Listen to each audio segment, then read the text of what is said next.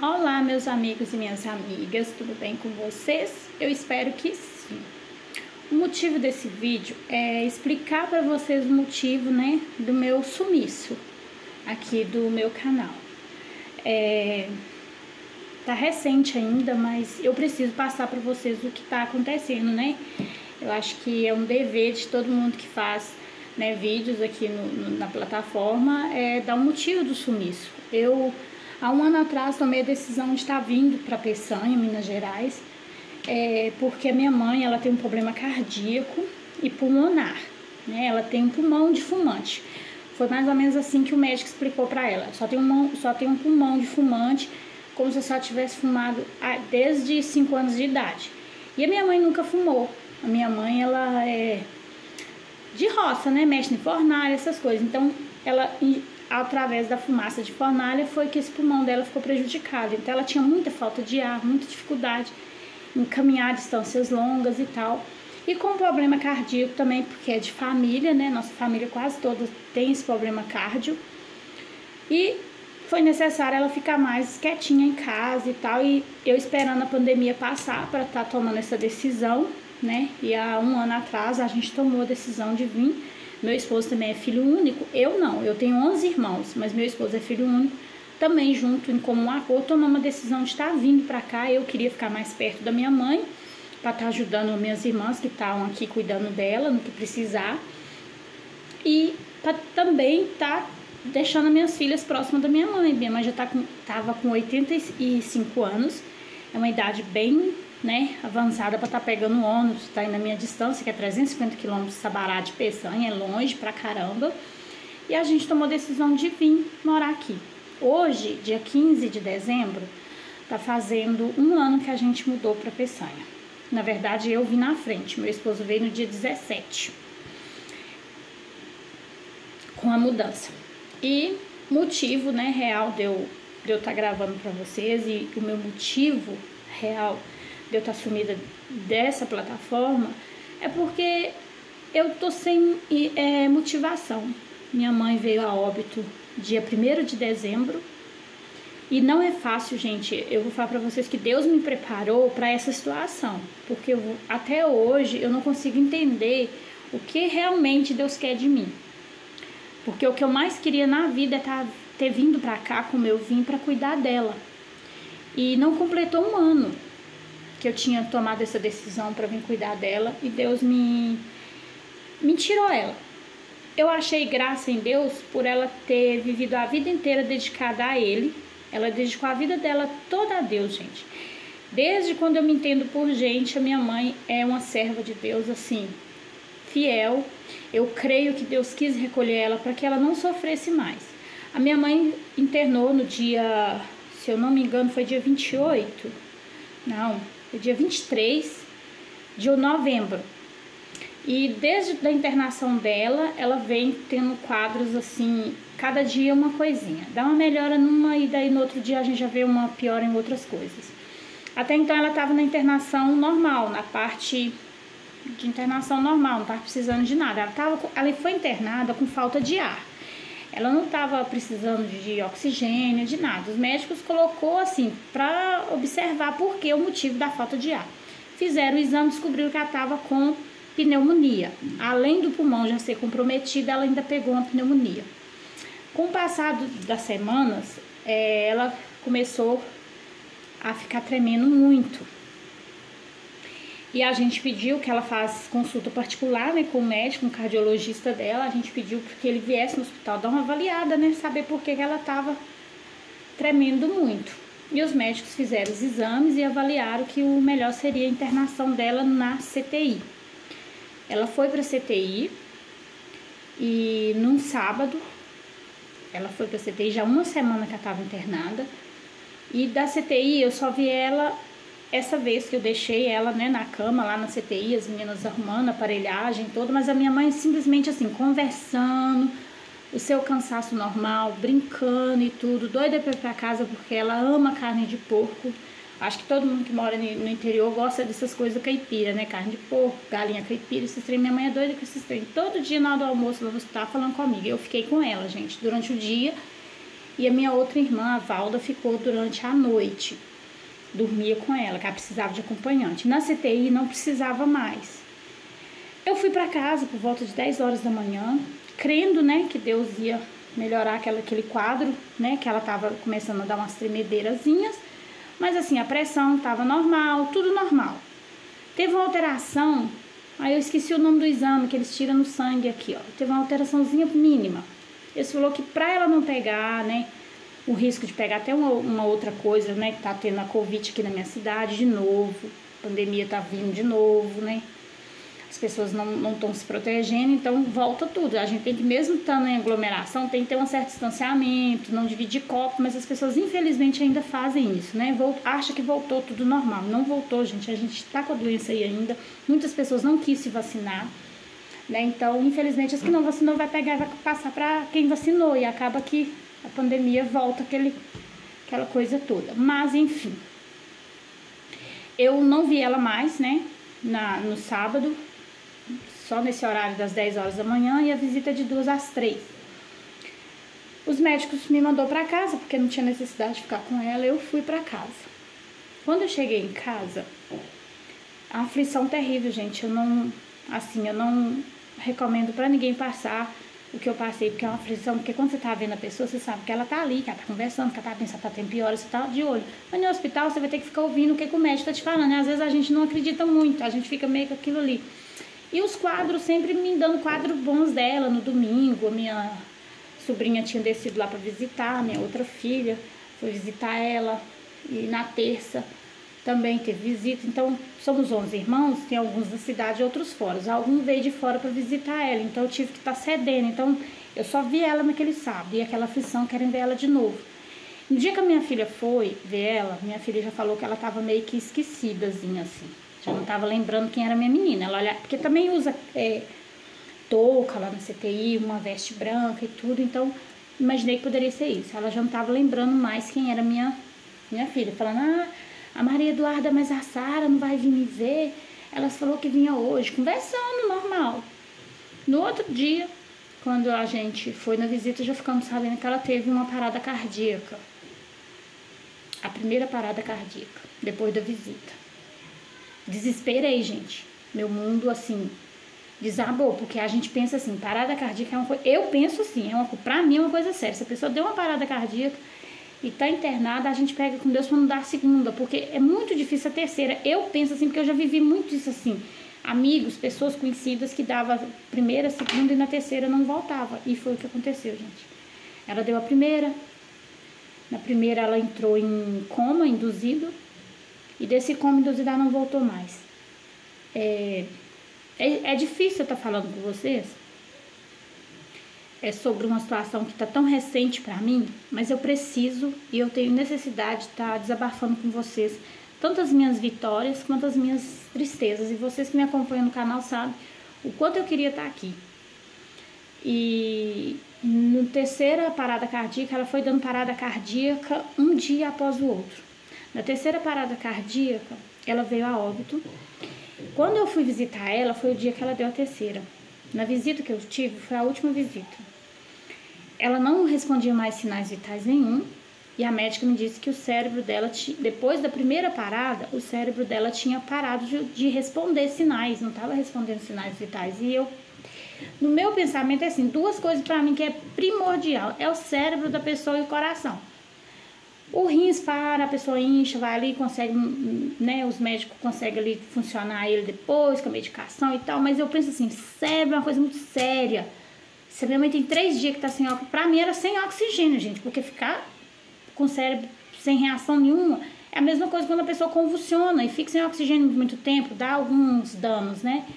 E aí a médica me falou isso, na hora que ela me falou isso, gente, era por volta de 3h30 da tarde, quando eu entrei na visita. Eu já pensei assim, minha mãe não tá mais aqui. E todas as palavras dela, assim que ela terminou com todas, que elas dão pra gente um diagnóstico, né? Assim, não sei explicar como é que é, do dia, o que aconteceu dentro das 24 horas. Depois que ela falou tudo aquilo, que eu fui aproximei da minha mãe, que eu coloquei a mão na minha mãe, eu já sabia que ali não tinha mais fôlego de vida. Minha mãe tava gelada. Sabe quando você põe, não comparando mal, eu falei com as minhas irmãs na hora que eu cheguei em casa, A minha mãe tá parecendo que ela tá, ela tá no caixão. É como se fosse um defunto. Você colocou a mão aqui, você sente aquele gelo, dá uma molhadinha na mão, assim, um frio. E só sentia que ela estava respirando porque ela estava entubada. Ela foi entubada também. Então, na intubação dela, a gente via esse movimento do ar, do pulmão contraindo ali o ar. Não sei se era o pulmão, se era aparelho. Sei que ela estava, assim, todos os aparelhos dela estavam tudo desorientado. No aparelho que eu mais fiquei em cima olhando foi o da pressão alta, que eles falaram que tá esperando a pressão dela regularizar para eles tirar ela do hospital para levar para fazer o exame numa clínica, porque no hospital não tem aparelhagem. Aí ia fazer numa clínica, nós somos cidade pequena, né? A clínica é próxima, mas precisava retirar ela desses aparelhos para estar levando na ambulância para fazer o exame. Eu não sei se é uma ressonância, alguma coisa no cérebro, para entender se ela tinha dado realmente um AVC. Até então eu não imaginava que seria AVC, parada cardíaca. Desculpa, gente. Eu não entendia nada disso. Mas na hora que eu pus a mão na minha mãe, eu sabia que a minha mãe não estava mais ali. E foi desesperador. Eu fui embora já com aquilo que a minha mãe não estava mais ali. Passei para minha irmã mais velha a situação que eu tinha vivido ali naquele momento. E a minha irmã simplesmente falou, vamos orar, entregar na mão de Deus. E todo mundo da família fazendo promessas. E eu sempre tive isso na minha... Assim, eu não tô na igreja, eu tô afastada da igreja, eu sou evangélica e afastada.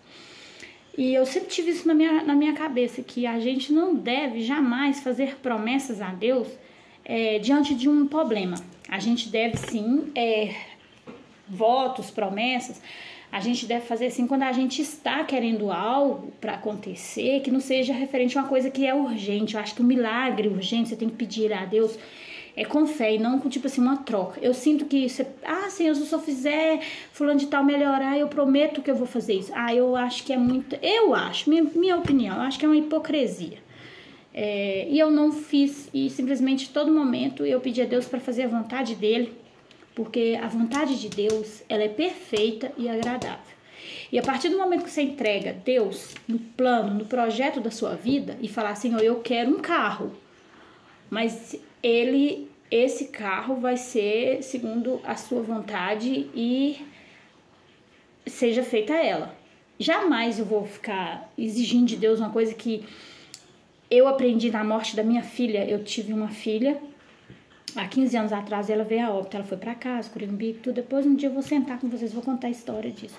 Então eu aprendi na morte da minha filha que jamais a gente deve fazer votos e promessas. A gente segura algo aqui nessa terra para ficar aqui sofrendo, vegetando, porque o nosso egocêntrico, o nosso egoísmo é tão grande que a gente não abre mão daquilo que já é de Deus. Tem coisa que vem pra gente. É duro eu ter que falar isso pra vocês, mas tem coisa que é da gente.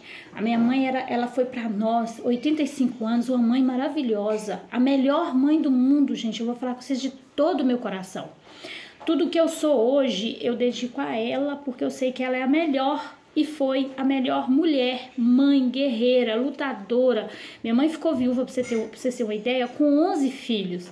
Só 3 desses filhos já eram de maiores e casados. Todos os outros filhos, ela criou sozinha dentro dessa cidade. Quem conheceu a minha mãe na época sabe falar isso, confirmar isso que eu tô dizendo. Então, pra mim, isso é lealdade a Deus. Ela serviu a Deus, ela foi leal a Deus, ela, sabe, batalhou. Eu ficava com aquilo na cabeça quando eu via gente falando comigo, eu vou fazer um voto, eu vou fazer isso. Eu falava, gente, não é justo a gente fazer ela sofrer.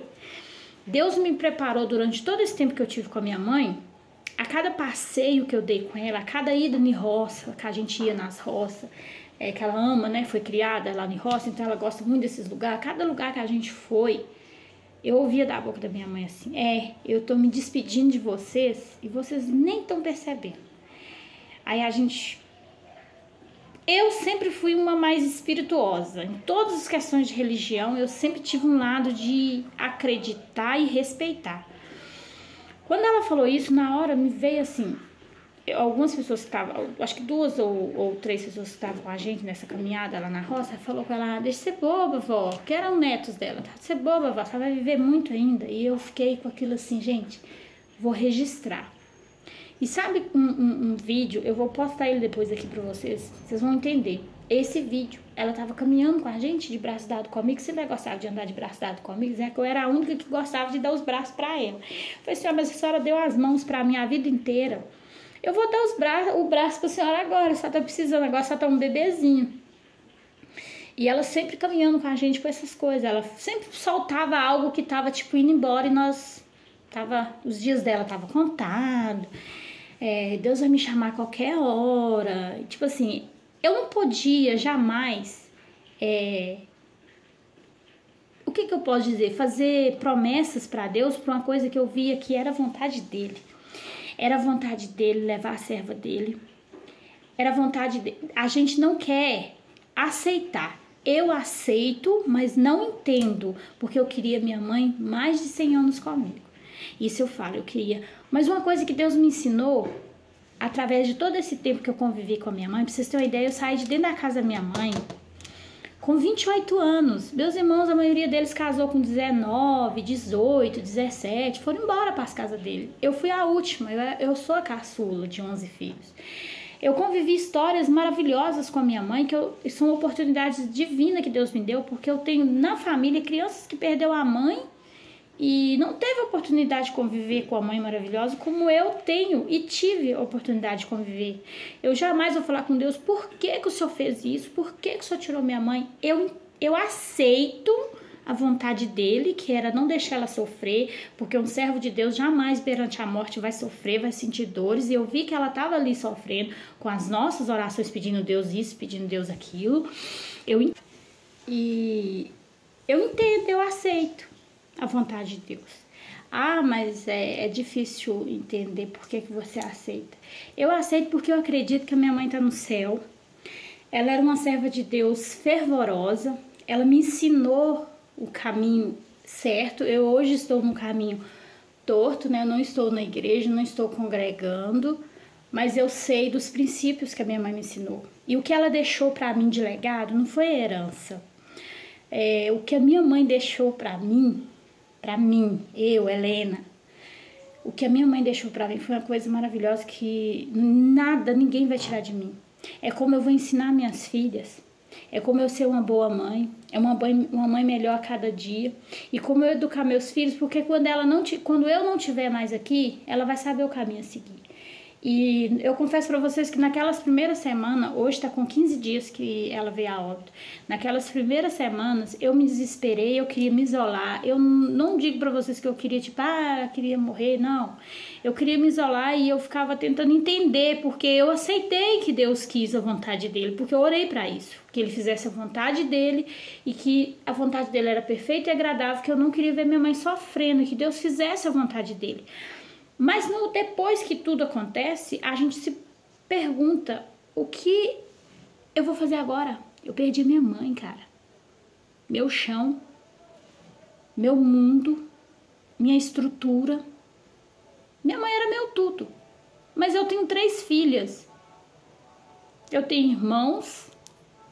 E eu olhava para isso e Deus me incomodava mostrando para mim, olha o que a sua mãe deixou. Ela deixou frutos, deixou sementes, porque tem netos e bisnetos, e tem bisnetos para nascer esse mês agora de dezembro.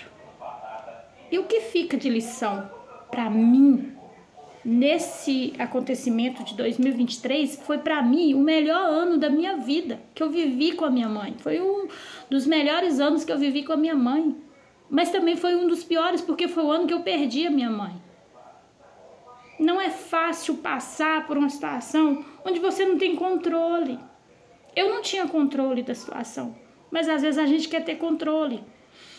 E essa mensagem que eu vim passar, né, e contar essa história para vocês, foi para falar para cada um de vocês que tem a sua mãe, que tem o seu pai, e você mora 300 a 100 quilômetros, ou você que mora tão perto do seu pai e da sua mãe, e não visita, não faz questão.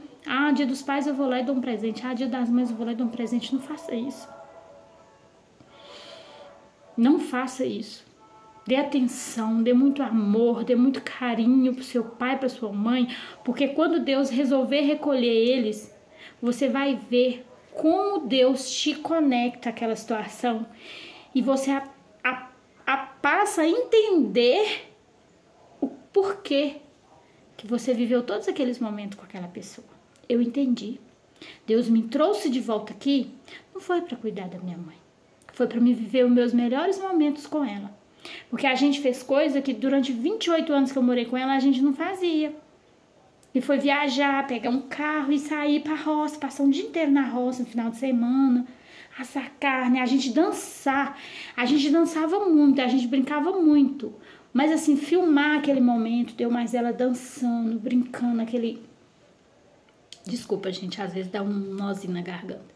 Aqueles momentos maravilhosos que eu passei com a minha mãe, eu sei que eu não vou viver eles mais, mas vai ficar na minha memória pro resto da minha vida. Tire foto com seu pai, tire foto com a sua mãe, filme momentos engraçados e felizes e triste também com a sua mãe, com seu pai. Porque mãe e pai, eu posso te garantir, amor deles você não vai ter mais quando eles fechar o olho e a última batidinha do coração deles se for.